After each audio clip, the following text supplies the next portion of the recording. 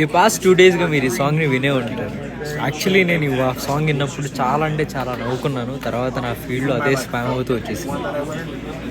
But again నాకు ఇతని గురించి బాగా క్యూరియాసిటీ పెరిగి అసలు ఇతను ఎవరు అని చెప్పేసి డిగ్ చేయడం మొదలు పెడితే యాక్చువల్లీ తర్వాత తెలిసింది ఏంటంటే ఇతను ఒక పాస్టర్. ఇతను ఏంటంటే ఒక కోయజాతి వ్యక్తి, అంటే అడవుల్లో ఉండే అతను ఒక పాస్టర్ లాగా మారి అతని భాషలో ఏంటంటే ఈ తెలుగు క్రిస్టియన్ సాంగ్స్ అన్నిటిని అతను రాశాడు.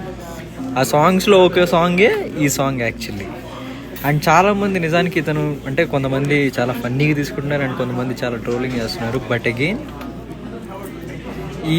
ఇతని గురించి నాకు లైక్ ఒక ఫ్యాక్ట్ నాకు బాగా ఇంప్రెస్ చేసింది ఏంటిదంటే, ఇతను దగ్గర 250 మెంబర్స్ ఆర్ఫన్స్ని లిటరలీ, అంటే ఇది బస్ స్టాండ్ దగ్గర కానీ ఇట్లా అడుక్కునే వాళ్ళని తీసుకొని వాళ్ళని అంటే ఇతను అడాప్ట్ చేసుకున్నాడు literally, which is really great అని చెప్పేసి నాకు అనిపించింది నిజానికి.